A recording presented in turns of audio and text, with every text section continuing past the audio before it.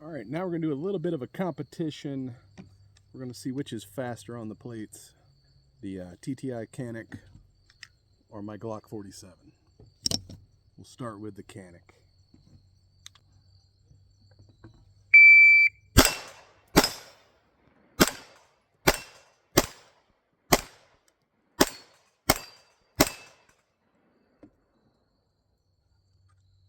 .89. Let's try it with the Glock.